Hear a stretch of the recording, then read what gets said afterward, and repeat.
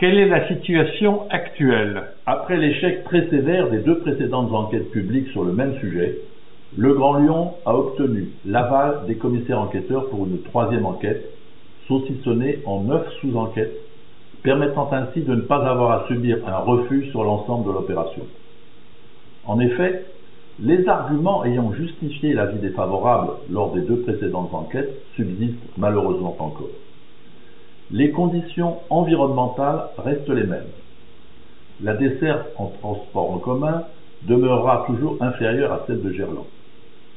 Le bradage des terrains du Montou à l'OL a été confirmé. La capacité de l'OL à financer ce projet a continué à se détériorer.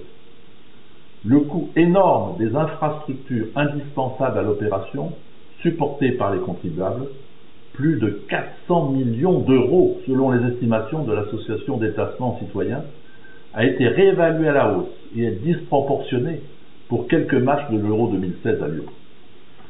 L'avis positif pour le Grand Stade, dont se targuent le Grand Lyon et l'OL, relayé par la presse, n'a donc été obtenu qu'à la suite de cette manipulation frauduleuse. Que va donc faire Canol? Nous ne baissons pas les bras. Un certain nombre d'actions ont été décidées dans le cadre de la trentaine d'associations que rassemblent les Gaumes pour Gerland, en particulier la contestation de l'approbation du permis de construire. En ce qui concerne Canol, nous avons relancé auprès de la direction de la concurrence de la Communauté européenne la demande d'examen de cette aide illégale à un club privé. Mais cette commission ne paraît pas très dynamique.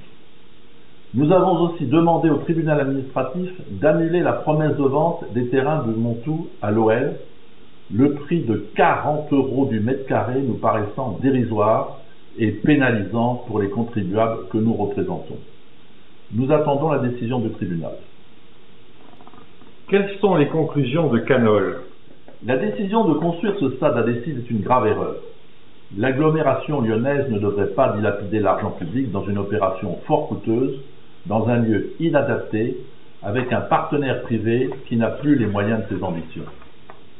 Le Grand Lyon n'a pas la taille de Barcelone, Munich, Dortmund, Liverpool, Manchester ou Milan. Qui paiera l'entretien de ces infrastructures au cas où l'OL dépose son bilan?